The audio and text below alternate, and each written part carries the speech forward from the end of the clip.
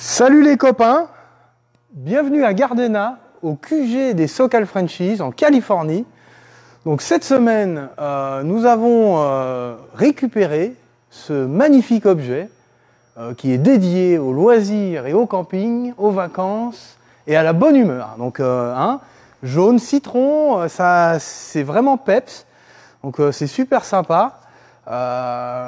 Le VV Bus avec l'option guitoune escamotable. Donc viens Jérém, viens filmer à l'intérieur. Hein. Donc c'est un mini camping-car. Donc pour les aficionados de ce genre de véhicule, il n'y a rien de nouveau. Mais pour ceux qui découvrent, moi je trouve ça super sympa. Donc c'est vraiment le truc de pique-nique, de campeur des 70s. Vraiment cool. Et puis celui-là est dans un état intérieur de conservation assez cool. Regarde un peu ces banquettes à carreaux comme à l'époque. Hein. C'est la nouvelle expression. Coma à l'époque. Donc comme à l'époque, les sièges vont bien avec. Donc intérieur vert, jaune. C'est super 70s. Donc il a sa petite kitchenette, réserve d'eau, la petite table escamotable. Et là-haut, le plumard, la guitoune. Donc ça se replie, ça se déplie. C'est super cool. Donc un moteur 2 litres. Avec un 4 à plat, 4 à plat. Donc 4 cylindres à plat, moteur comme on a dans les coccinelles. Tiens, voilà notre ami Charlie. Comment vas-tu Charlie aujourd'hui? J'espère que ça va bien, merci Alex. J'étais en train de retrouver, parce que j'ai une dédicace à faire à propos de ce véhicule et j'avais promis. Donc merci à notre ami Martin, sa femme Letty et son fils Simon. Voilà, donc, ils vont partir en vadrouille. Ils vont partir en vadrouille, mais tu vois, je voulais pas commencer ce live. Pour ne rien vous cacher, on est en train de faire on tourne le live avec mon téléphone et il fallait que j'aille retrouver sur l'ordinateur les prénoms pour ne pas écorcher surtout le prénom du fiston. Voilà, donc merci Martin. Voilà, et puis Letty et Simon, vous allez pouvoir rider dans ce véhicule. Voilà, merci Alex d'avoir commencé ça. Mais il n'y a pas de souci. J'avais une IFD fixe, il fallait que je retrouve le prénom parce que il n'y a aucun problème. Sinon j'aurais été gêné pendant tout le live. Moi, pas possible. Il y a des trucs, moi je trouve ça vachement rigolo. Hein, tu sais, quand je trouve ça rigolo, c'est rigolo. Ouais. Moi ce que je trouve rigolo, c'est le poste de conduite. Donc entre tes pieds, tes jambes et l'avant du véhicule, tu dois avoir à peu près ça. Hein. Donc ici, là, c'est assez incroyable. Hein. Le design, la conception d'époque. C'est assez incroyable quoi. Tu es vraiment à l'avant, en porte-à-faux avant, tu es assis en porte-à-faux avant quasiment, hein, tu es sur l'issue avant. Ouais. Mais c'est assez incroyable ce poste de conduite sur ces véhicules-là, ça m'a toujours un peu intrigué. Et puis voilà, hein, donc il est cool, hein, tu as vu, il y a les kitchenettes et tout. On a fait mumuse avec Jérém tout à l'heure, on a déplié la guitoune, on a chipoté un peu les tiroirs et tout ça, regardé un peu comment c'était fait. Et non, c'est super sympa. Et chaque tiroir a un petit loquet pour pas que ça s'ouvre et que ça valdingue dans tous les sens. Ouais. Donc ils avaient conçu ça de façon intelligente. Il y a des rangements absolument partout. Donc tu peux fourrer ta vaisselle, ton linge de camping, etc. Super cool. C'est bien fichu et t'as même donc t'as la partie moustiquaire. Attends, nous allons couper le son du téléphone. Aimé, tu devrais nous regarder à cette heure-là. Hop. Voilà. Excusez-nous, hein. Vous savez ce que c'est les lives, c'est les aléas du direct. Hein. C'est les aléas du direct. Donc ce que je disais, c'est qu'on a la partie moustiquaire et donc on peut ouvrir. On peut ouvrir. En version belle étoile. Voilà. Alors, donc toi tu disais les choses que tu trouvais rigolotes. Ouais. Et ben moi je vais être dans la séquence émotion, la séquence souvenir. Parce que moi je partais en vacances avec ma mère et des amis de ma mère, donc un couple d'amis de ma mère. Et donc on partait, j'avais entre 14 et 15 ans, donc j'avais pas encore le permis. Et on avait exactement le même véhicule, même couleur, Westphalia, tout pareil. Et c'est assez rigolo parce que du coup, ma mère a envoyé un petit message. Elle a dit mais c'est le même, etc. Donc je fais un gros bisou à ma maman et puis donc à Annick et à notre ami Michel qui malheureusement nous a quittés hier, le lendemain du jour où on a été récupérer ce véhicule. Donc parfois la vie nous réserve des surprises bonnes ou mauvaises. Et là, j'adresse toutes mes pensées à Michel et à Alexandra, sa fille. Voilà, donc c'était la petite séquence émotion, mais voilà, j'ai des souvenirs plein la tête d'être parti et j'imagine que chez vous, vous êtes plein à avoir aussi eu l'occasion de partir en camping avec cet engin. Et je ne suis pas étonné qu'aujourd'hui, on ait vraiment tu vois, cette cote d'amour quoi, qui est vraiment incroyable. Donc celui-ci, il est donc équipé de son 4 à plat et celui-ci a un 2 litres. Ouais, c'est ce que je disais avant. Un petit 2 litres, voilà, boîte méca bien entendu. Quoi qu'une fois, on en avait essayé un en boîte automatique, ouais. C'est assez rare. C'était particulier. Voilà. Donc, écoute, c'est cool, ça fait plaisir. Ça s'est goupillé assez vite, hein. On a été assez réactifs, on a vite été le voir parce que j'avais peur qu'il soit vendu très très vite. Je pense qu'il n'aurait pas passé le week-end celui-là. Donc, voilà, un petit Westphalia. Est-ce que tu avais parlé un petit peu du sommaire? T'avais commencé non, je voulais absolument présenter cet objet-là. Donc là, au sommaire, les arrivées, les départs. Au rayon des départs, on a notre petite Mustang bleue métallique qui est sur le point de partir. Il nous reste Celle de Dominique. Voilà, il nous reste une paire de pneus à mettre dessus et puis c'est bon, ça va voguer vers de nouvelles aventures. Et puis après, au rayon des nouveautés, on a attaqué la petite bleu ciel entre deux gros chantiers. On peut aller jeter un œil.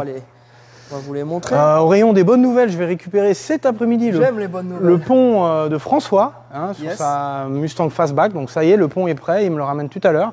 Donc très vite, on va le remonter, finir les derniers essais, parallélisme, vérifier que tout va bien. Et ça, c'était déjà 100%. Comment est-ce qu'on image quand on essaie une voiture boîte méca? Bien sûr. Quand tu parles d'une voiture boîte méca, tu dois faire le geste. Toujours. Sinon, tu ne sais pas. Voilà. Celui-ci, c'est pareil, on est en attente de boîte de vitesse. La boîte est partie se faire une santé. Donc on attend notre fameux, pas fournisseur, mais sous-traitant. Ouais. Voilà.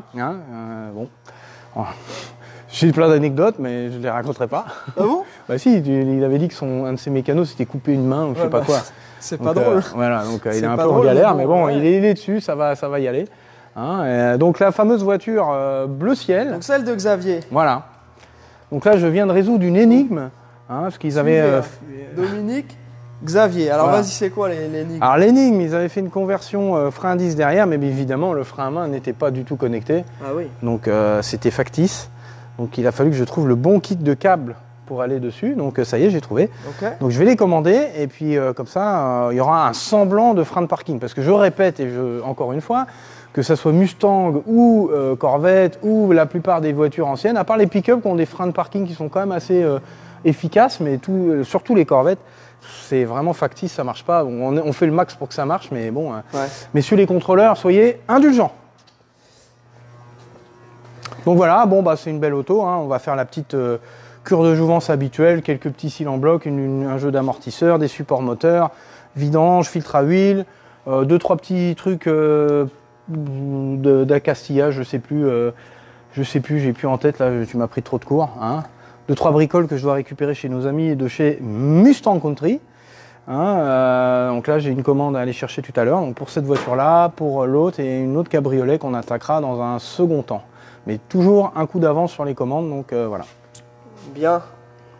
Donc Xavier va être content. Belle petite caisse, cool, sympathique. On va lui faire ça aux petits oignons. Donc celle-ci, on va faire qu'on démonte le boîtier de chauffage. Ça va être un peu sportif. pour changer le moteur de ventilation, puisqu'il y a un fil manquant, il a été violemment arraché. Ok. Voilà, donc c'est au programme. C'est plus pénible sur les premières générations que sur les deuxièmes générations? Non, c'est plus facile sur une première génération. Mais celle-ci est climatisée. Donc, il y a la cassette qui va être dans la voie. Donc il va certainement falloir déposer la cassette, la poser sur le côté pour sortir le boîtier de chauffage. La boîte à gants, évidemment. Hein, mais bon, ça, c'est la rigolade. Hein, Camaro, c'est un autre problème. J'avais déjà expliqué. C'est un casse-tête. Les Mustangs, les premières gènes, ça va. Deuxième gène, ça va si elles n'ont pas la clim. Deuxième gène, c'est la même boîte de chauffage, donc ça se fait aussi bien. C'est les deuxièmes gènes avec clim, donc non plus la cassette. Elles ont la grosse boîte. Donc là, c'est un peu plus compliqué à sortir de là. Bon, ça se fait, hein, mais bon, c'est des heures, c'est du temps. Ok, alors on va faire un petit clin d'œil à Thierry. Thierry qui a été le plus rapide. Il a dégainé plus vite que son ombre. Pour la C3.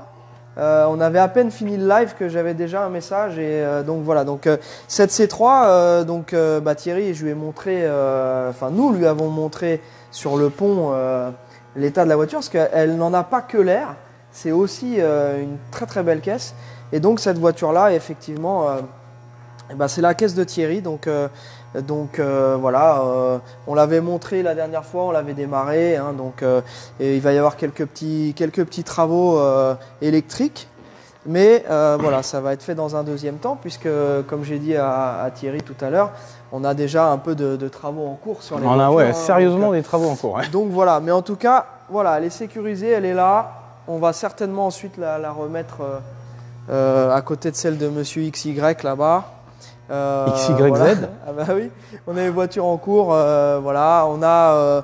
Je reviendrai sur les véhicules à vendre. Donc là, cette semaine, dans les véhicules à vendre, on a cette petite Mustang Gold qui est très sympa, qui va nécessiter pas mal de travaux de remise en état en vue du contrôle technique.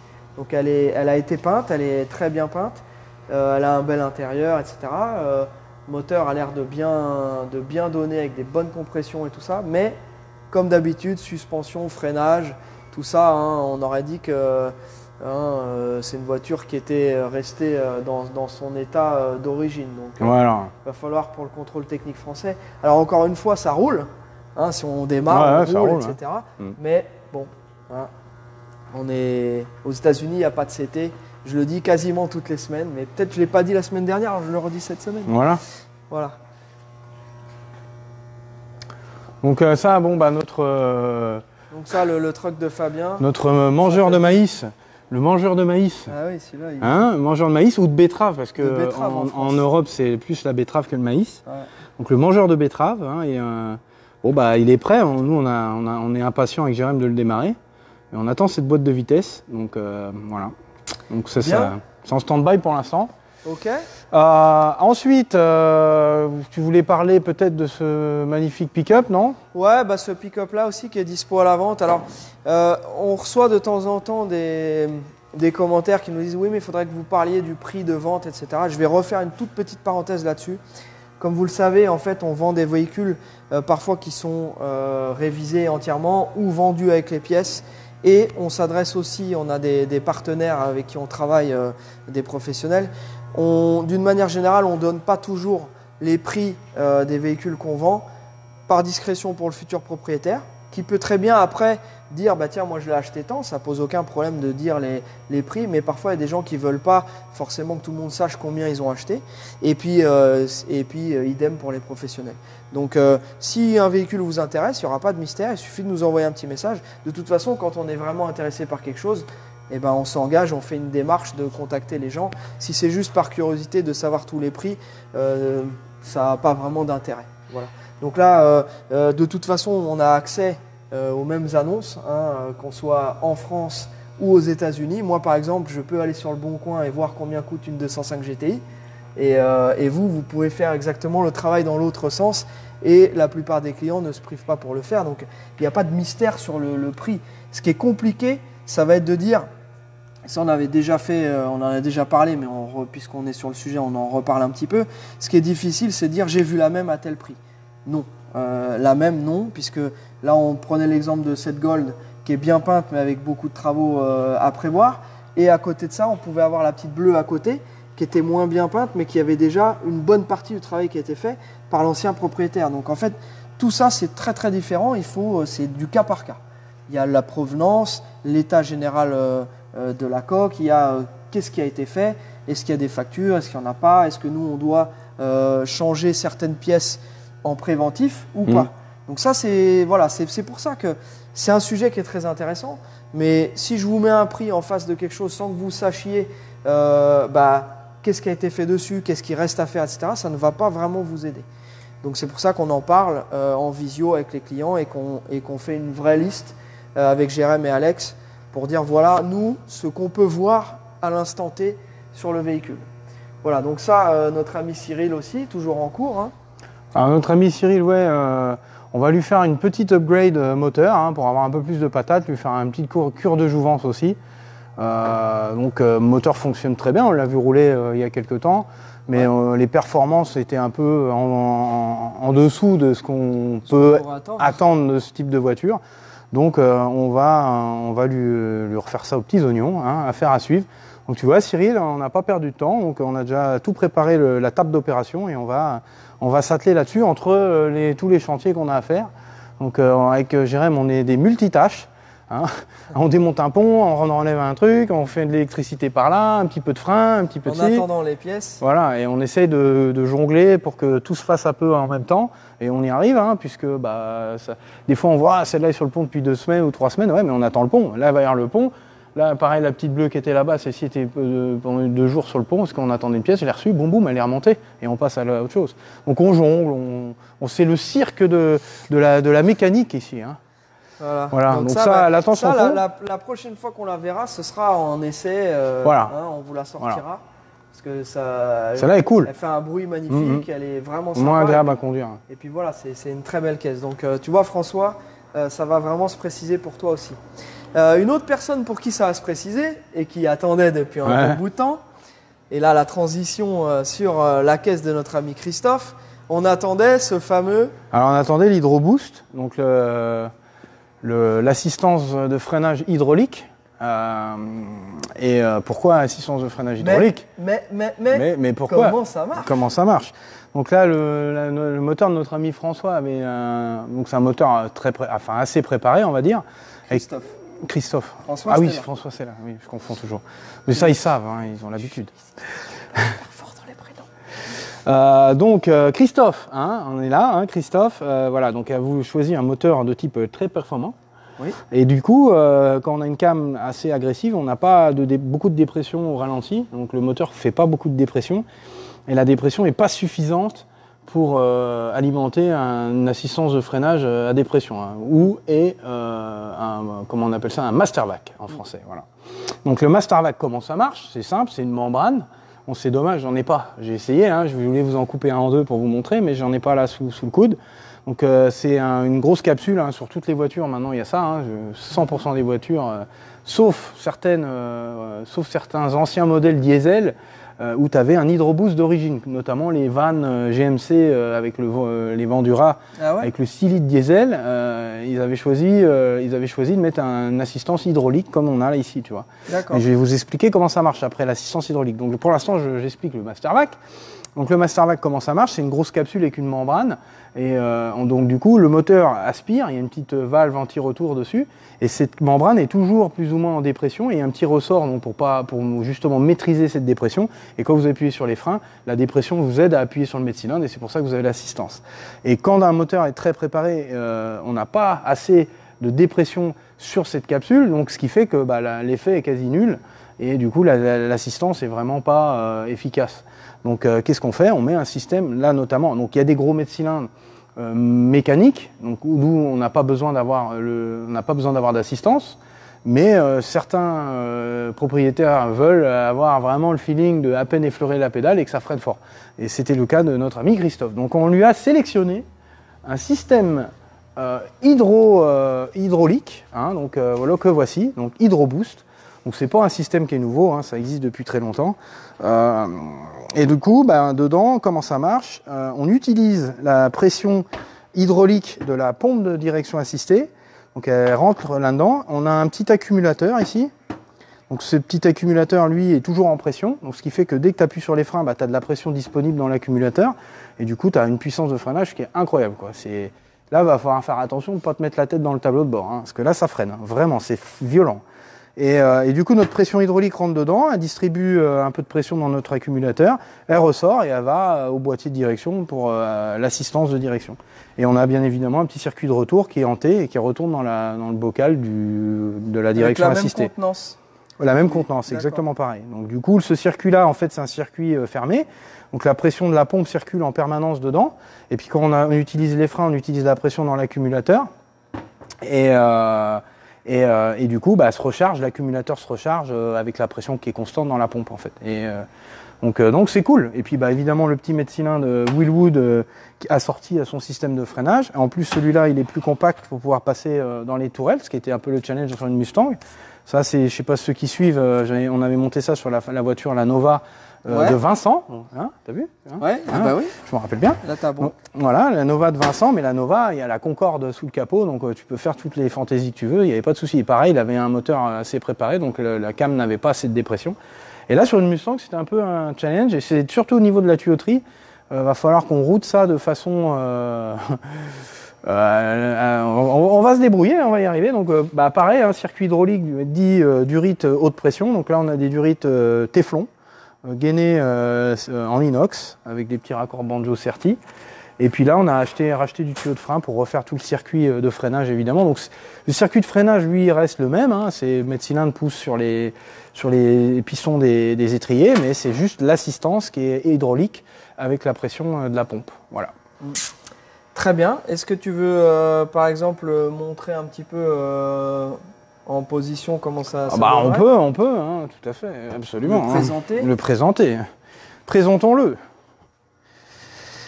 Après, on a vu quelques questions, donc on vous répondra. J'ai vu, pendant qu'Alex montre, on a quelques questions. Je vais répondre aux questions.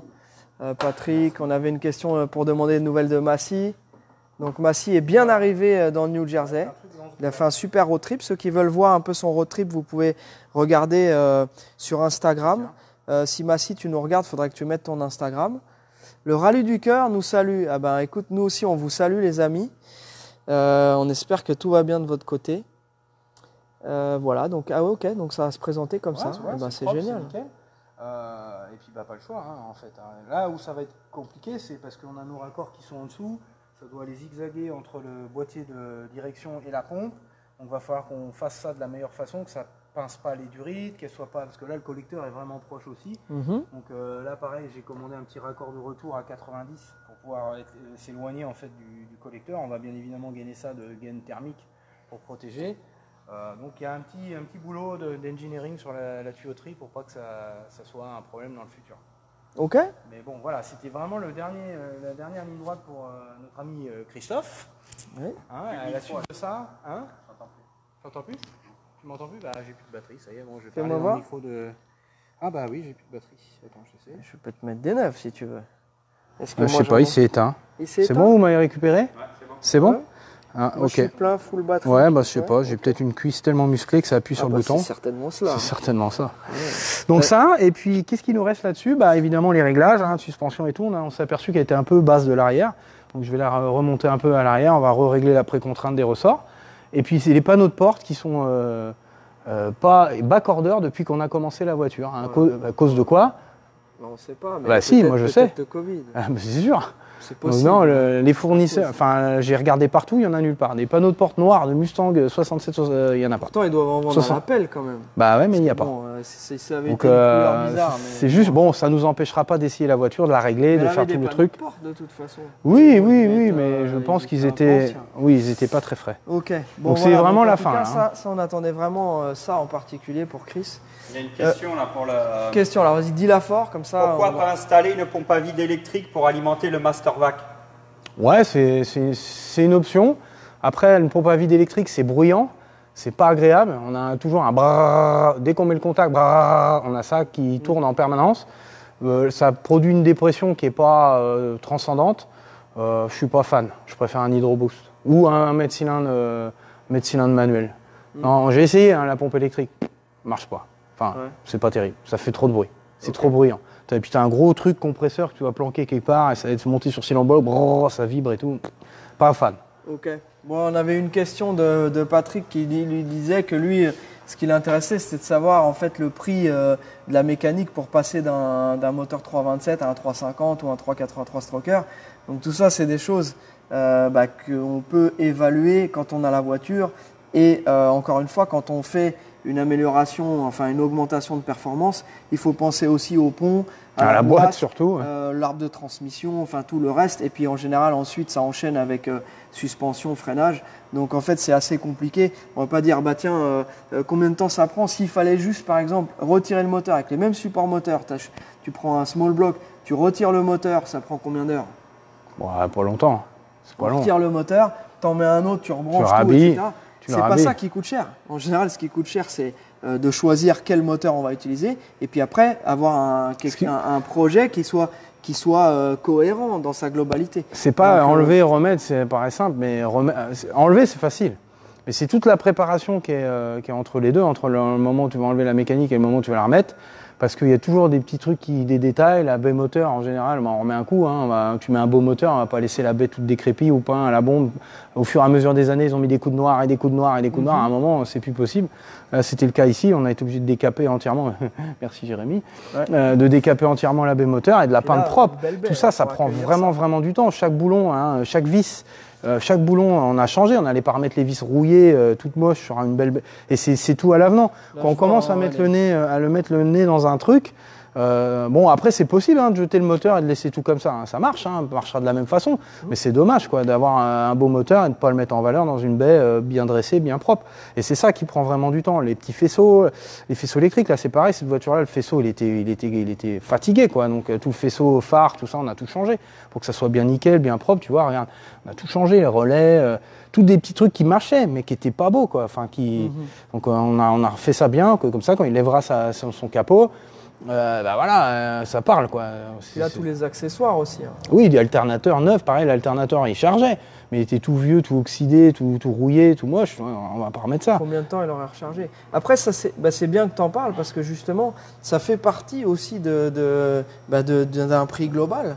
C'est-à-dire qu'on va comparer une voiture avec un moteur détaillé. Si les gens disent oui, mais un moteur ça coûte 3000 balles, ben oui, mais tout le reste, le travail qu'il y a derrière. Donc voilà, donc c'est pour ça que. Mais c'est très intéressant et c'est gentil, c'est cool de participer et de poser la question. Ça nous permet nous aussi de ça, à la carte. Montrer un petit peu. C'est compliqué de donner un prix, quoi. Et ça, et c'est la même chose dans le bâtiment, dans un peu tous les domaines. Dans la restauration, tout ce que vous voulez. Tu peux aller chez McDo pour 10 balles et puis tu peux manger de la très grande qualité chez notre ami Jean-Christophe Carlesquin, par exemple, qui est un de nos clients, qui est un traiteur et qui fait Enfin, en tout cas, moi, je vois juste les photos sur on aurait bien aimé goûter quand même. Et donc JC, petite dédicace à toi. JC nous a acheté une très très belle fastback, tu te souviens, un petit peu dans les tons gris vert, celle qui avait participé à The Great Race. Et t'as vu un peu la transition, je ne sais pas d'où elle est sortie, mais je pensais à JC parce que justement il m'a dit récemment que sa voiture allait passer dans le prochain Torque Magazine. Waouh. Donc avec un gros, avec vraiment, je ne sais plus si c'est 6 ou 8 pages, etc. Donc c'est cool, ça va être une voiture de plus Socal Frenchies qui va passer dans un magazine. Et, transition, attention, je reviens tout de suite. Je suis inquiet, je m'inquiète. Ah non, c'est bon. Non, c'est bon. Je croyais que tu allais me sortir un truc houleux. On ne pouvait pas oublier ça. De l'essence dans les veines, on vous en avait parlé lors du Super mag, parce qu'ils génial. appellent ça stage 1, stage 2. Ah là, je l'ai feuilleté, rien que la photo de couverture, donc la Peugeot 505. Donc bon, là, tout ce qui est de plus français, il n'y a pas de souci, mais les vrais aficionados, là, les cargailles de la japonaise vont tout de suite reconnaître que dedans, il y a un moteur RB26 de Skyline GTR. Donc voilà, là directement, on sent que c'est le projet qui envoie du lourd. On voit la fumée, à mon avis, c'est pas un effet. C'est certainement, ou peut-être un effet, je sais pas. Ça a l'air d'être un effet. Là, mais ils auraient pu faire sans problème le faire en vrai, parce que là, ça envoie du bois. Et donc, alors, c'est marrant parce que là, on a ça dans les mains. Dès qu'on regarde le sommaire, en fait, on voit de la caisse de drift avec un petit clin d'œil à Axel François. Axel François que vous avez certainement vu dans Hyperdrive. hein, sur Netflix et qui roule en championnat de France avec alors maintenant ici il s'appelle enfin en France c'est GT86. C'est une GT86. Et ouais. ici c'est la C'est la Sion. Sion, ouais. C'est pas Toyota qui fait ça, mais bon bref c'est la même voiture. Bon, aussi, ils la font maintenant, je crois. Ici. Ils la font. Ouais, je J'ai crois qu'ils déjà la vu font. le sigle, mais je crois Ouais. que c'est juste sur les caisses de drift pour Ah faire ouais. de la pub à Toyota. Ouais, d'accord. Donc voilà, enfin en tout cas Axel, voilà, et puis donc il y avait tout un truc sur le drift et on voit aussi qu'il y a de la caisse américaine, il y a de la E30, tu vois, Il y a même une Volvo. Une Volvo posée, voilà.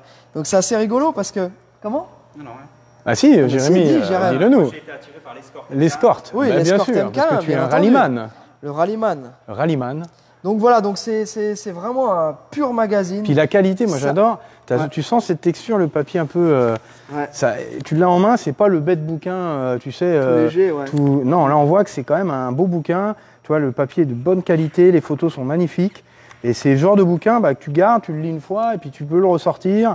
Tu vois, non, c'est vraiment cool. Moi, je tire mon chapeau à nos amis de l'essence dans mes veines parce que la presse papier en ce moment, c'est compliqué. Et de sortir un truc de qualité comme ça, franchement, je pense que c'est comme tout.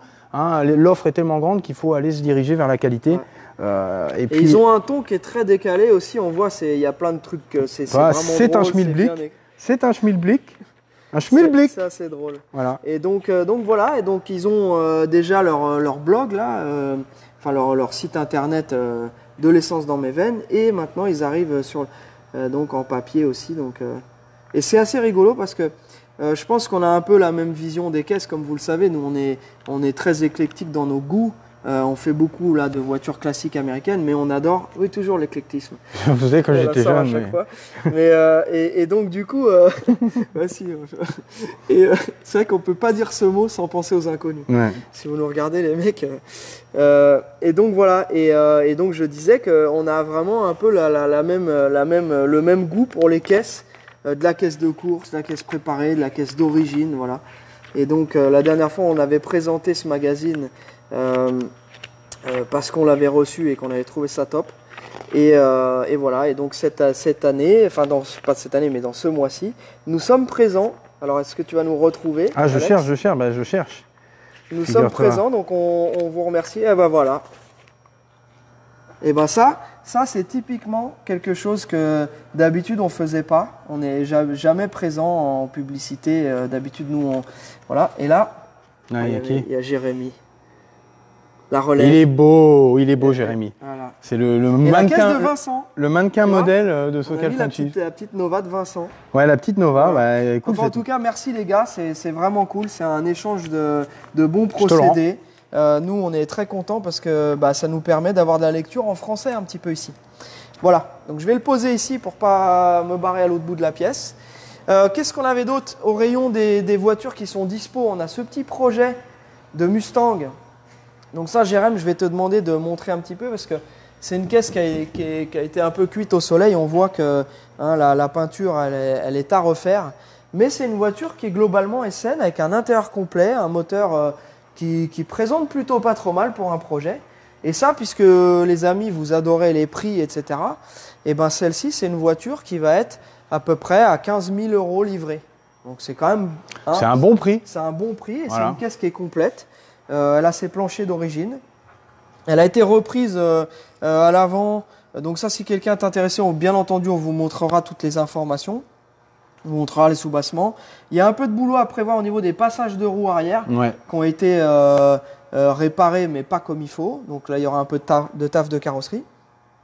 Ce qui va certainement s'inscrire dans un... tu vois ici, regarde Jérém, sur une carrosserie Ah, Pécole, hein, globale. ici. Voilà. Pécole, là, Donc ici.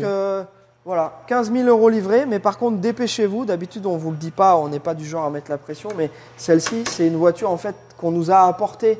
C'est un contact avec qui on travaille ici qui nous l'a apportée.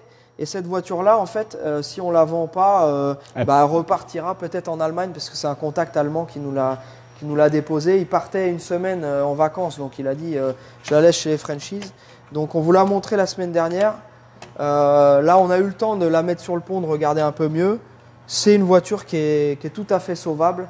Et donc, voilà, si quelqu'un veut rouler et petit à petit la refaire, ou quelqu'un est pro, veut reprendre le projet, bam, petit Voilà, j'ai coupé déjà- code C. Ça me... Tu viens déjà de réparer la baguette. Oui, ça m'énervait ce qu'elle pendait là, c'était pas en ligne. Voilà. Bon, elle mériterait des nouvelles Très baguettes. bien, Hein. bah écoutez, je crois qu'on a fait un petit peu le tour. Hein. On a fait le tour. Il y a toujours la K2000 aussi, si quelqu'un est intéressé. On va être aux alentours des 32 000 € pour cette K2000. Voilà, c'est une caisse qui est...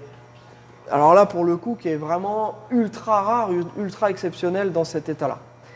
Voilà. On C'est est tout, bien. rien à ajouter. On est pas mal. Allez Merci les amis. à tous d'avoir suivi ce live. Pour vos commandes, n'hésitez pas à nous envoyer un message avec vos questions. L'idéal, c'est d'envoyer tout de suite vos coordonnées, etc. Qu'on ne perde pas de temps d'échange au départ pour rien, donc numéro de téléphone, etc.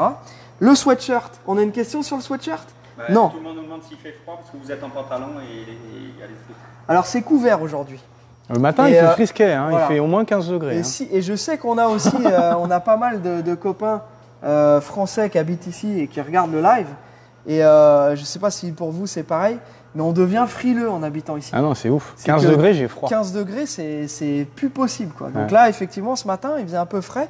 Donc pantalon, et puis ça me permet de présenter Bien le sûr. sweatshirt que nous avons grâce à notre ami Alex de l'American Dream Shop. Vous pourrez retrouver la boutique en ligne sur laquelle il vous suffira de cliquer. Vous n'aurez pas encore, parce que malheureusement on dit qu'on le fait mais on n'a pas eu le temps de le faire, vous n'avez pas encore les vraies photos, le shooting, on doit le faire avec Jérémy. avec hein. Jérémy, notre mannequin. Jérémy, Le mannequin, bien sûr. Et donc voilà, donc en attendant, bah oui, c'est les logos un peu photoshopés. C'est vrai que ça va, hein, pour l'instant, hein, c'est comme ça. Hein, on voudrait faire 12 Et puis 000 merci trucs en à même tous temps. ceux qui ont acheté. Ah, mais il y On en a reçoit plein. des photos, vous êtes très beaux, Ouais. ça vous va à merveille. Oh. T'as vu? Tu le penses? Je le pense, non, sérieusement. C'est vrai. un beau on a- logo. là, il y en a un là, il m'a envoyé un. Ah, j'ai oublié ton prénom, je suis désolé. Parce qu'on en a reçu quand même pas mal. On a un barbu. Bon. Une dégaine. Barbu, tatouage, le titre. Oh, la classe, un motard. J'avais rencontré d'ailleurs au festival de Tours. Si tu nous regardes, je te salue et je m'excuse de ne pas retenir ton prénom, puisque ce n'était pas prévu. Voilà. Les amis, bon week-end. Et à vendredi prochain. Et on se finit sur la sonnerie. Oh, Oui. de fin. Allez, Ciao. salut, kiff. Bon week-end.